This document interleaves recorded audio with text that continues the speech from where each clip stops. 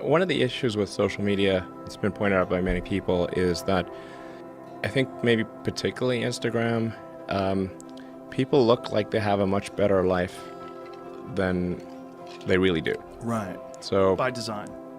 yeah, people are posting pictures of when they're really happy. They're modifying those pictures to be better looking. Even if they're not modifying the pictures, they're at least selecting the pictures for the best lighting, the best angle. So people basically seem they're way better looking than they basically really are. Right. And they're way happier seeming than they really are. So if you look at everyone on Instagram, you might think, man, there are all these happy, beautiful people, and I'm not that good looking and I'm not happy. So I must suck, and that's gonna make people sad. So when in fact, those people you think are super happy, actually not that happy. Some of them are really depressed. They're very sad. Some of the happiest seeming people, actually some of the saddest people in reality. And nobody looks good all the time. It doesn't matter who you are. So I think things like that can make people quite sad. Well, just by comparison, because you just sort of people generally think of themselves relative to others. We are constantly rebaselining our expectations.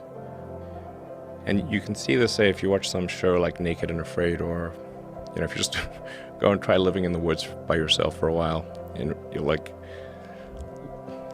learn that civilization is quite great. It has a lot of it. People want to come back to civilization pretty fast on Naked and Afraid.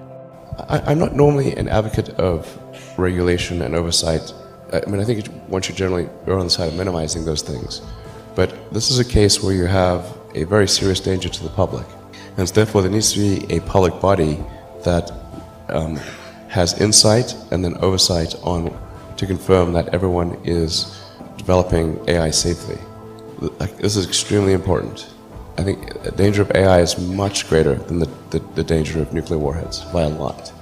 And nobody would suggest that we allow anyone to just build nuclear warheads if they want. That would be insane. And mark my words, AI is far more dangerous than nukes. Far. So why do we have no regulatory oversight? This is insane. I'm not really all that worried about the short-term stuff. Things that are... like narrow AI is not a species-level risk. It will result in dislocation, in lost jobs, and the sort of better weaponry and that kind of thing. But it is not a fundamental species-level risk, whereas digital superintelligence is.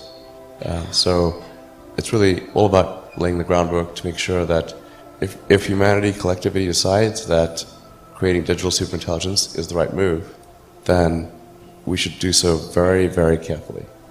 Very, very carefully. This is the most important thing that we could possibly do.